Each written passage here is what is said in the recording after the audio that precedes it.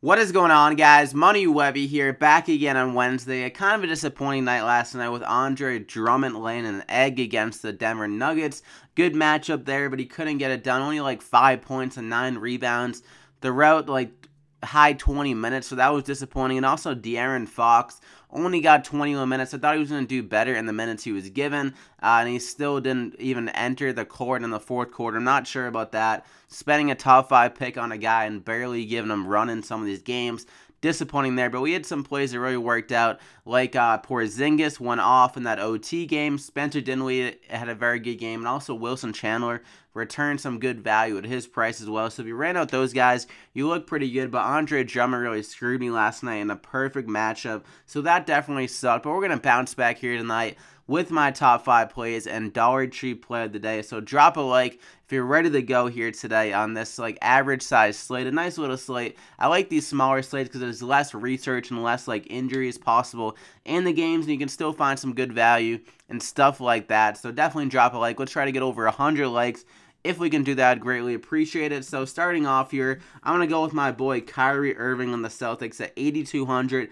Going against the Nuggets here, we got Al Horford out for this game, so that means some more possible assists for Kyrie in this game. I think he'll be taking around 20 shots in this good matchup against the Nuggets and Jamal Murray, who isn't a great defender, and Kyrie Irving had some great games against the Nuggets last year. I think he'll continue that this year in Boston here. It should be an up-tempo game, high scoring, so I love Kyrie Irving there, so lock him in.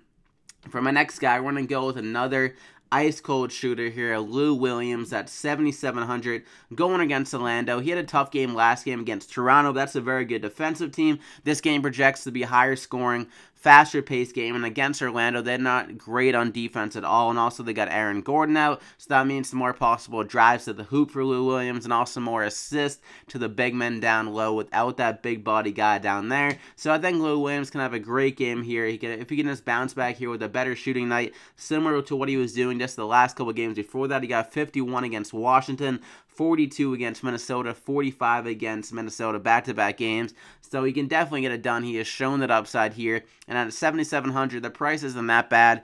Considering his upside, I think he can get over 40 drafting points in this high-scoring game. It just projects for Lou Williams to be on the court a lot, to be getting those assists and points. So lock him in there. And we're going to stick with that Clippers team with DeAndre Jordan. I mentioned Aaron Gordon being out, and they've really struggled down low since he's been out. Like, a lot of big men have been going off, racking up rebounds and points. We saw Fareed go for 20 and 10 against them. So I think DeAndre Jordan can have a big game here, rack up the rebounds like he's been doing recently. Without Blake Griffin, that just means more rebounds for him. So I think he can approach, like, honestly, 20 rebounds again in this game in Orlando and get close to that, like, huge upside that he's shown. 47 and 47, 2 out of the last 3 games. He can easily do that against Orlando in this high-scoring game. So a DeAndre Jordan, lock him in there. And then we're going to go on down narrative street with Paul George here, going against his old team in Indiana, against the Pacers here. There's been some rumblings how the Pacers actually have won the trade as of late, like saying that Oladipo was a steal. So I think Paul George here is going to come out pissed off.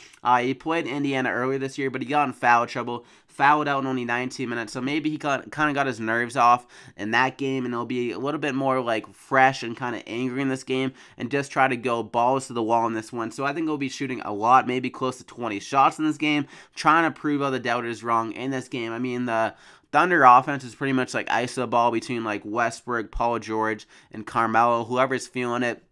Normally just goes like to this ISO offense. So I think Paul George is going to try to clear everyone out to show the Pacers what they're missing in this game, and he's going to try to go off in this game. So he has huge upside. He has shown that he has huge upside this year. He dropped 62 against Minnesota. I believe he dropped like near like 70 earlier this year, 50 and 50 2 games earlier, a couple of games ago. So Paul George, 7,700, a nice price tag. Will probably be pretty popular because of the narrative of him going back to Indiana. And I think this game should be high scoring, should be a good DraftKings totals with some of these players. So Paul George, 7,700, lock him in there. But just keep in mind that the ownership on him might be pretty high. But next up, Kid Gilchrist here at 4,400 on the Hornets with no Batum in this game. Kid Gilchrist should get some more run fun. And he's been shooting very well as of late. 8 for 9 last game against the Thunder, 4 for 8 against the Lakers, 5 for 10 against the Bulls. So if he can just keep that going here, he should be on the court a lot, and he can get some rebounds as well. I mean, this guy is a talented player. If he can just put it back together again in this game, he has huge upside here. Without Batum, some more possible shots can be open, and just more possible drafting points as well with the rebounds and assists. So I like him in this game at 4,400. He can get close to that 30-point upside that he has shown some of these games this year. And against Houston, this game projects to be another fast-paced game, high scoring as long as the Hornets can keep up. But the Houston Rockets have been playing some sloppy defense as late, so keep that in mind. So Kid Gilchrist, lock him in there at that price. So we got our top 5. We got Kyrie, Lou Williams, Paul George, DeAndre Jordan, and Kid Gilchrist. And for my Dollar Tree play of the day, we're going to go with Aaron Baines, the crazy man down low with his little man bun here, 3,900, going against the Nuggets with no Al Horford. He should be getting 20-plus minutes in this game because also they have Marcus Morris out, so I don't see how it's even possible that he doesn't get 20 minutes in this game. Going against the Nuggets, Jokic is currently questionable, but if I had to guess, if he even does play, he'll probably only get like 20 minutes. But Aaron Baines is a good matchup, especially if Jokic is out. And if Jokic is back, like I said, it'll probably be less than 100%. A little bit rusty there, but Aaron Baines, he's a tank down low. He can rack up some rebounds, and also he's pretty good in the offensive end, has a little bit of a jump shot, and also he can he can clean up the glass and like some putback shots and stuff like that, and some dunks around the hoop. He has upside to get it done with the more minutes. Like we've seen, whenever he's gotten like 20-plus minutes, he's been able to get around 20-plus drafting points. So at 3,900, the price is very good considering that. So I like Aaron Baines a lot in this game, so lock them in there. So that is it, guys. You got your plays to run it out in your lineup. I mean, if you didn't like agree with me, then you don't have to play with them. Maybe you just agree with like a couple of the plays. Definitely run those guys out though. So that is it, guys. Drop a like in the video if you did enjoy, got anything out of value. Like I said, we'll try to get over 100 likes if we could do that. Thank you so much, and subscribe to the channel if you haven't already to get these winning plays every single day. Let's try to be a little bit more consistent here tonight. Hopefully Andre Drummond doesn't come out of nowhere and start like blocking Aaron Baines to screw over my night yet again, but we're going to get it done here tonight. I feel very good about these plays. It's a balanced kind of lineup here tonight. I mean, there's other ways you can attack this slate. Like there's a lot of studs here tonight. You can go with like James Harden or Westbrook at the top, but I was thinking kind of like recommending some balanced guys that all have huge upside in their spots. Like Kyrie easily could go for 50. Lou Williams could go for like 45. Paul George could go for like 50 or 60. DeAndre Jordan could go for 45. Kid Gilchrist could go for 30.